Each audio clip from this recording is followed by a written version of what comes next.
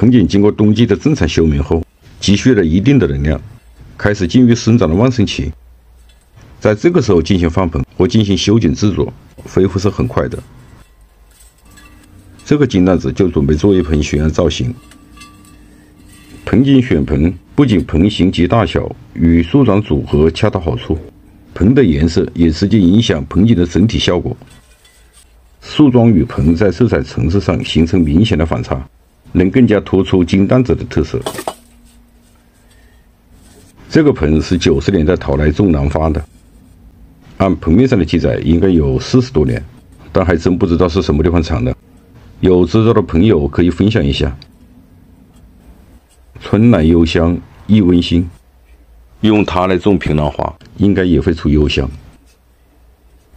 在上盆制作前，把根修剪一下。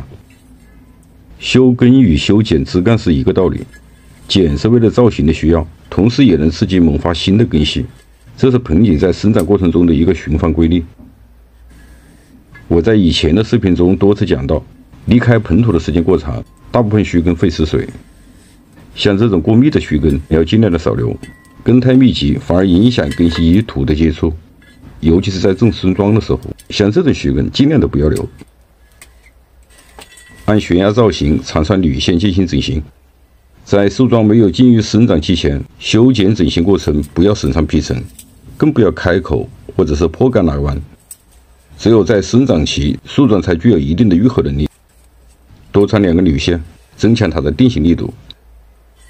盘扎造型的要点是顺铝线长弱的方向扭动变形，千万不要生拉硬拽。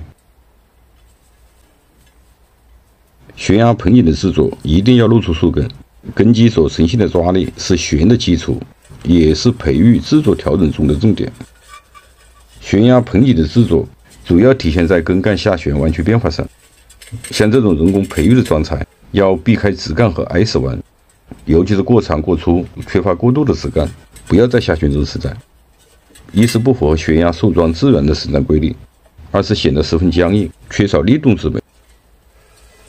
悬崖盆景的栽种一般采用较深的盆，在盆底一定要垫上粗一点的颗粒。用深盆种养，透气性和排水良好是第一位的。根往上提，盆土导湿。悬崖盆景在自然状态中获取桩材是比较难得的，人工培育想要快，最好的办法像这样，先培育出高地根，用以根带干的方式进行造型，既不是根的基础，在后期上盆制作中也比较容易成型。这一盆留了2条粗根，调整好粗根之间的错落变化，使它们聚散有度，就基本达到了以根带干的目的和整体在下旋过程中根的作用。树根的调整不难，注意它们在空间上的分布。像这样2条根，一高一低，一前一后，与主干的过渡比较流畅，就基本可以了。往后在养的过程中，根与干还会产生变化，当然会更趋向于自然。盆景的制作不会一次成型，成型靠的是连工。悬崖盆景在制作中，主干调整会使出枝的方向发生改变，根干定好型，再依据出枝位进行裁剪。在主干还没有定型之前急于修剪，最容易产生顾此失彼的失误。悬崖盆景在确定好末端的枝干需养到位，再进行盘扎。制作后的悬崖盆景末端的枝是很难增出的。悬崖树的自然状态，枝干的末端都是呈上扬的趋势，这是树获取阳光的自然规律。出完盆景的都会有这种困惑，枝条要怎么调整？很多朋友在动手时，一般的注意力都在枝条的弯曲变化上，而会忽视枝的行走方向。枝的方向是什么？就是与主干的总体方向趋同。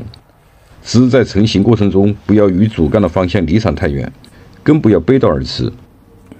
像这样，左右变化，上下起伏，虽与有过度的变化相比熟了一点，但不会违背树势形成的基本规律。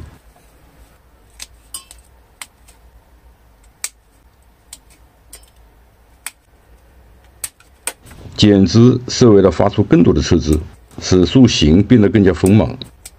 不知如何动手剪，像这样过长的枝剪短，重复枝、眼下枝等等几枝不要留，多剪几枝就不会一剪而废。上盆制作后的盆景要尽量的少留叶，落叶树种不要留叶。